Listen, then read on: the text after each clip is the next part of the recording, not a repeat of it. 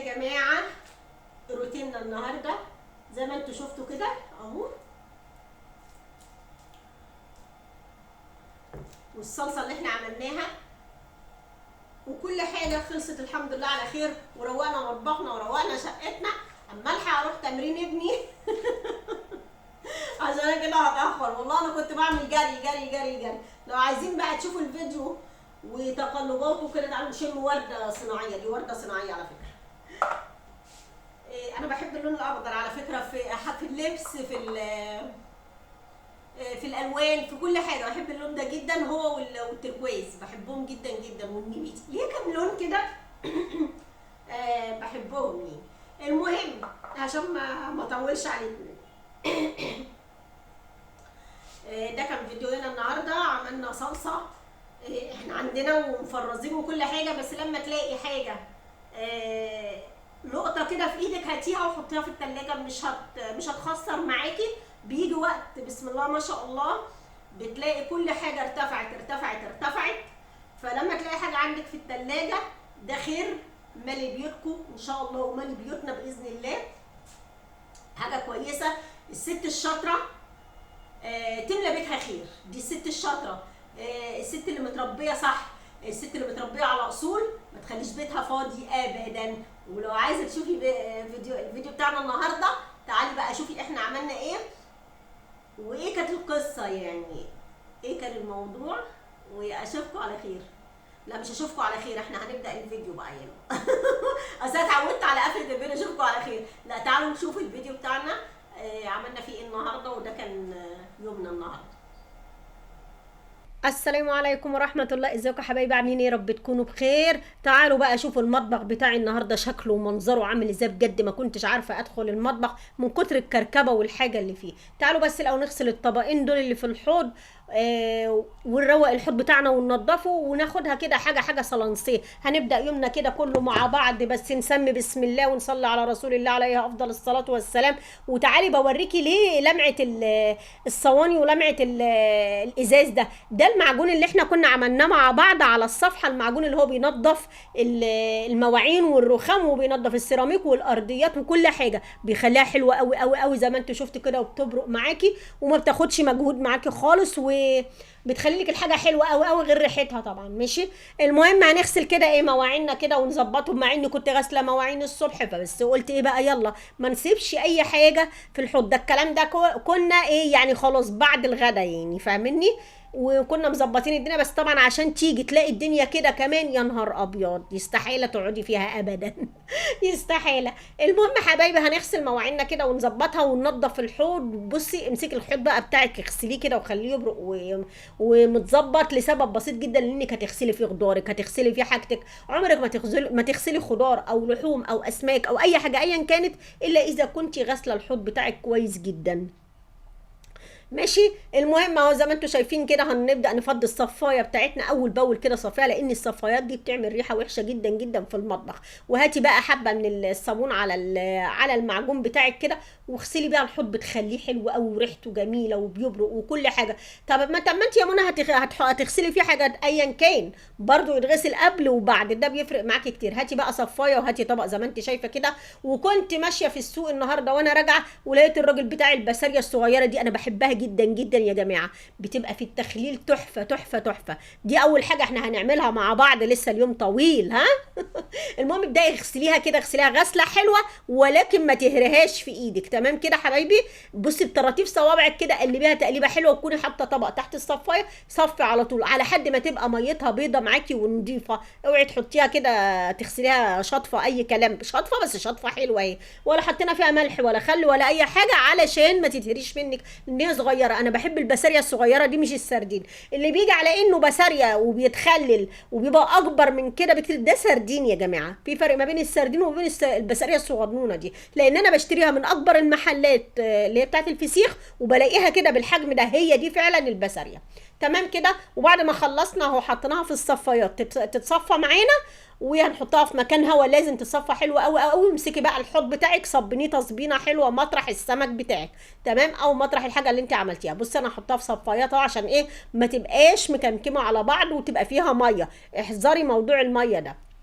انا كانت البسله اللي عندي خلصت اللي انا كنت مخللاها، فقلت ايه اجيب كيلو تاني كده، انا بجيب كيلو بكيلو. تمام كده. تعالي بقى نروق الرخامه بتاعتنا كده ونمسحها علشان نشتغل عليها. انا كنت كده كده برضو مديها مسحه كل شويه، والله بديها مسحه. ما ينفعش ان انت تعملي اي حاجه عليها الا لما تمسحيها، حتى لو جت عليها نقطه ميه كده لازم تتمسح وتتظبط. تعالي بقى نمسك البوتاجاز على الرخامه الجميله اللي انتوا شايفينها دي، وكأن حد معزل عندي مش عارفه ليه يعني. ماشي. المهم الحلل بقى، نقلي بقى الحاجه اللي على البوتاجاز ونقلي من هنا لهنا، وشوفي ايه اللي هيتفضى وايه اللي هيتعمل وايه اللي هيتركن وهكذا. هو روتين يا جماعه الشقه كده، او روتين المطبخ ده. روتين المطبخ لوحده بياخد يوم يعني، بس احنا هناخدها حاجه حاجه على مهلك، شويه بشويش على مهلك يعني، فاهماني؟ مش لازم تدي كل حاجه في يوم واحد، لا خدي حاجه حاجه حاجه. ماشي. تعالي بقى انت شايفه الثباتات ديت، الثباتات دي عايزه تتروق ترويقه حلوه. طبعا احنا مش هنعملها دلوقتي خالص، انا هقفل بس باخد الرخامه كده على الوش، بحيث ان انا ايه اشوف هشتغل ايه، او هشوف ايه اللي ورايا انا الاساسي اللي هعمله. بعد ما بخلص بقى بنزل على المطبخ نازله اللي هي يعني دي تعتبر اعتبريها كده حاجه من على الوش، ما تعتبرهاش ترويقه، بس بمعنى ان انا انظم بس المطبخ، احس ان انا هقدر اقف فيه مش اكتر يعني. انا لسه ما عملتش فيه اي حاجه ولا هعمل فيه اي حاجه دلوقتي، ده يا دوبك انا بمسحه مسحه بسيطه كده. وبدي بص البوتاجاز بتاعي دايما بيتمسح كده، بمسحه مسحه بسيطه برده لاني غسلاه الصبح برده بالمعجون بتاعنا على طول. اديله بقى مسحه بالفوطه او بالحته القماشه اللي في ايدك قطن كده، تديكي ايه لمعه حلوه معاكي. ماشي. هنا بقى كنت عامله حمص الشام وكنت بسخنه كده، قلت اما احط كوبايه لنفسي وانا ايه بشتغل يعني. ماشي. المهم حطيت الكوبايه جنب كده، وقلت اشوف هنعمل ايه تاني. تعالوا نشوف بقى ايه المرحله اللي بعد كده، ما هي مراحل، ما هو يومك فيه مراحل مش مرحله واحده. المهم هنغسل. كنت جايبه كده حوالي 4 كيلو ونص طماطم. تمام. عملت منهم اللي عملته، كنت واخده منهم امبارح للحمص وكنت عملت حاجه كمان يعني. قولي بصوا يعني ما خدتش كتير يعني منهم. ماشي. المهم يعني خدت حوالي كيلو الا ربع ولا حاجه، ودول الباقي. المهم قلت اسيبهم في التلاجة لا يبوظوا. طب على ايه؟ طب ما انا احطهم واصلصهم كده وافرزهم واحطهم عندي في الديب فريزر، في الفريزر عندي في التلاجة في اي حته، بحيث ايه يكونوا جاهزين تحت ايدي. احنا كده كده يا جماعه مفرزين ومصلصين اصلا زي ما انت عرفتوا وشفتوا معانا في الفيديوهات سواء على الصفحه او على اليوتيوب. ماشي. المهم تعالي كده ايه اديها اكسات كده من تحت، بحيث لما تيجي انا هحط شويه ميه كده حوالي كوبايه او كوبايه ونص كده، بحيث ان احنا نحطها على النار الاكسات ديت، بحيث لما تيجي تخلصيها كده ما كنتش لسه حطيت الحمص. الاكسات دي بتخليكي تقشريها تقشيره بسهوله يعني. ماشي. المهم هنا جبنا 3 معالق من الملح، عليهم معلقه صغيره كركم، عليهم ورقه لوري.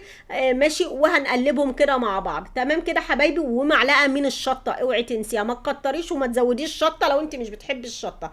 انا هنا بص زودت مع حبه من الكركم اهم، وحبه من الشطه تاني بس لان لقيتها قليله. تمام كده. ومسكتهم بقى قلبتهم بطراطيف سواء، بحيث الملح والشطه والكركم يخشوا مع بعض. وهاخدهم بقى تقليبه كده مع بعض صغننه خالص، اوعي تفعصيهم في ايدك، وحط عليهم مقدار ربع كوبايه زيت زي ما بتحبي يعني. ماشي. المهم هنحطهم بقى في بطرمان كده، دول يقعدوا معايا 3 4 ايام، وابدا افتح عليهم وتاكلي منهم بالهنا والشفا. انت بقى وممكن يقعد معاكي بقى اسبوعين على حسب اكلك فيه يعني. ده كيلو بعد التصفيه يعني. طبعا الميزان ما بيبقاش كيلو كيلو زي ما انتوا فاهمين يعني. هنا بقى زودت شويه زيت كده زي ما انت شايفه. وهنقفل البطرمان بتاعنا وورقه اللورة ايه على الوش. وقفلي بقى بطرمانك تقفيله حلوه قوي قوي قوي، ما يخشش فيه هوا.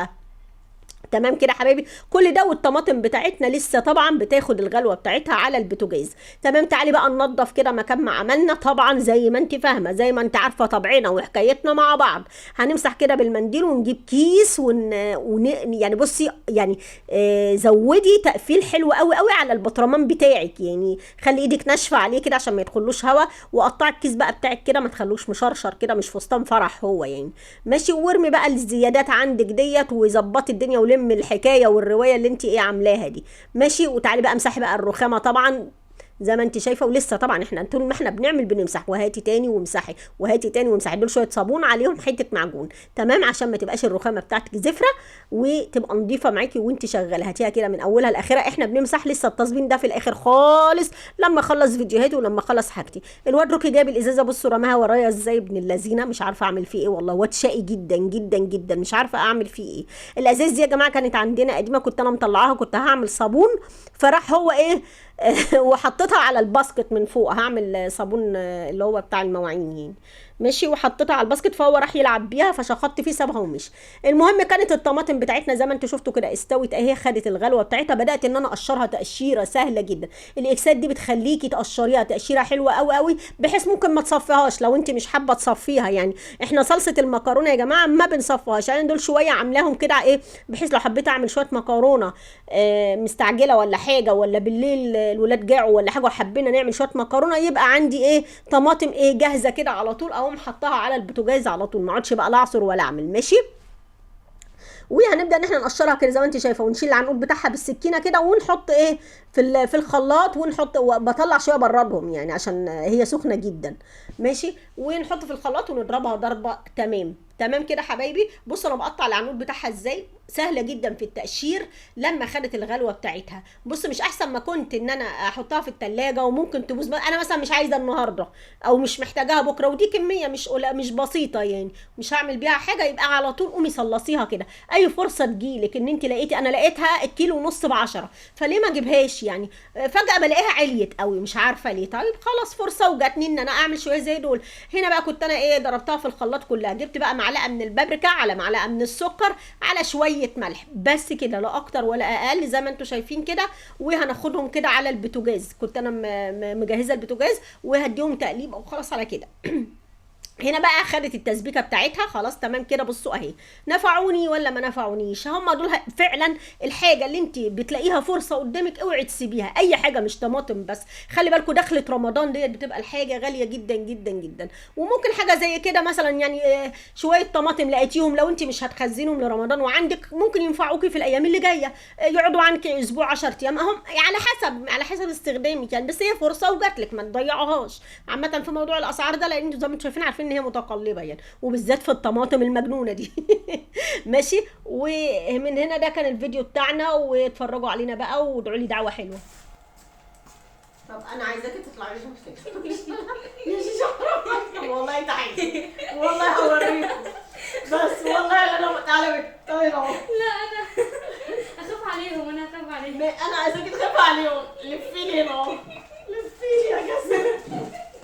لسه ما كملتش النيولوك. لا تعالي لسه ما كملتش. لا وريهم بقى النيولوك، والله هي جت بالصدفه والله. لسه ما كملتش النيولوك والله. بالله قربي على الخط. استني ده انا هعمل لك زوم. اصبري زوم. لا اصبري على النيولوك ده. لا ده انا هخليهم يشوفوا النيولوك كله. اصبري عليا بصي يعني والله لا انا ربطت كده عشان بس الحق اوريك. طب انا اكمل النيولوك وحيد تعالوا قدام، ما كملتش النيولوك. تعالوا قدام. بصوا بقى عشان انا ما كنتش ناويه. بص اوعيك، بصوا لقيتها بتلعب بالميك اب بتاعي. بصوا على في وشها.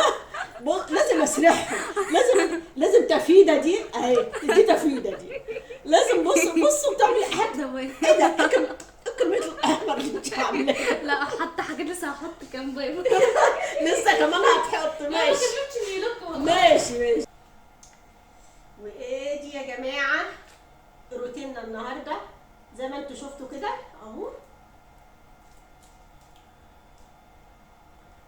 والصلصه اللي احنا عملناها وكل حاجه خلصت الحمد لله على خير، وروقنا مطبخنا وروقنا شقتنا. اما الحق اروح تمرين ابني عشان انا كده هتاخر والله. انا كنت بعمل جري.